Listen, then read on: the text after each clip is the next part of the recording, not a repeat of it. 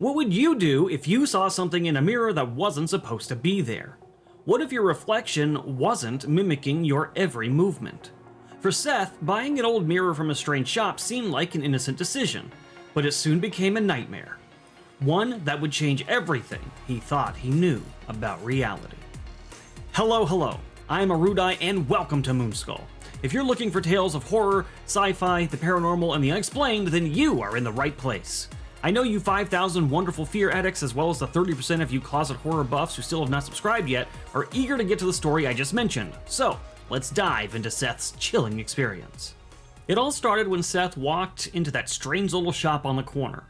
He wasn't looking for anything specific, just browsing, letting the dusty shelves and odd knickknacks catch his attention as they would. But it was there, among the forgotten relics, that he saw it. A tarnished old mirror.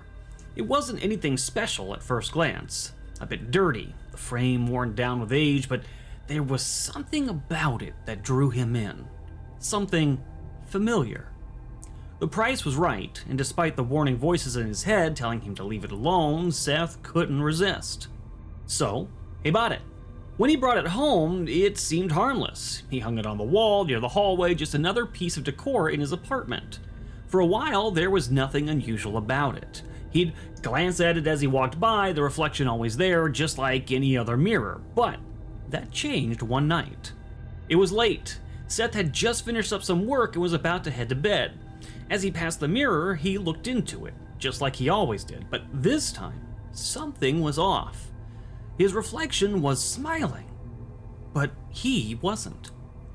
The smile in the mirror was wide, unsettling, as if the reflection were mocking him. He froze, his heart pounding, and quickly he turned away and he laughed nervously to himself, chalking it up to exhaustion.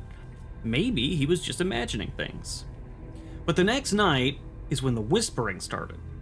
At first it was soft, almost inaudible, but Seth stood in front of the mirror, brushing his teeth, when he heard it again. Whispers, faint, like someone was talking just beyond the glass. He couldn't make out the words, but the tone sent a chill through him. Instinctively, he covered the mirror with a blanket, trying to forget about it, convincing himself that it was just the wind or his imagination running wild. But the whispers just grew louder. The third night was when it escalated. Seth sat at his desk, his eyes drawn once again to the mirror. The whispers were more distinct now, like a voice calling out to him. He approached the mirror cautiously. His hands were shaking, but he could hear the words clearly this time. His reflection, grinning ear to ear, leaned in closer. "Let me in," it whispered.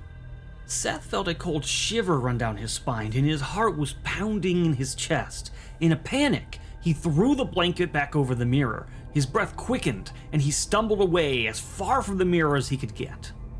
But it wasn't over, not by a long shot. After several minutes of trying to calm himself, Seth gathered enough courage to go check the mirror again. Slowly, he lifted the blanket, and when he looked, his reflection was gone.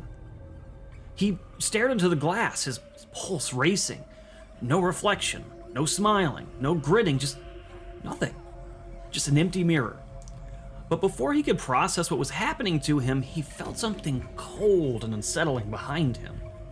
His heart skipped a beat, but slowly and cautiously he turned around, and there it was. It was standing behind him. His mind went blank. He couldn't breathe. The thing in that reflection, whatever it was, wasn't just a mere reflection anymore.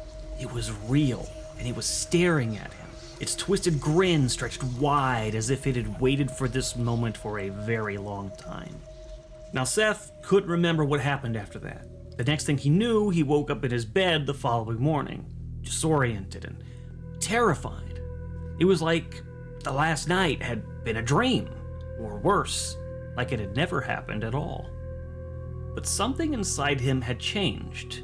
He didn't dare look at the mirror again, and that's when it hit him. He could never have a mirror in his home again. He didn't know what it was that had crossed into this world, but he knew it wasn't something he ever wanted to see again. To this day, Seth refuses to talk about it. No one believes him, and no one understands the strange, unsettling feeling that lingers within him, even after all this time. But one thing is certain: the mirror, and whatever had been on the other side of it, is still out there, waiting for the next person foolish enough to bring it into their home. And there you have it, folks, a haunting tale of a seemingly normal mirror that turned into a doorway to something far more terrifying. What do you think happened to Seth? Was it all just in his head, or was there something truly sinister lurking in that mirror? Let me know your thoughts in the comments down below. And if you want more of this kind of wild, paranormal, real-life madness, make sure to smash that like button and hit subscribe, because we got plenty more where this came from. I'm Arudai, and until next time, stay curious, stay cautious, and remember, sometimes the scariest things are the ones we can't explain.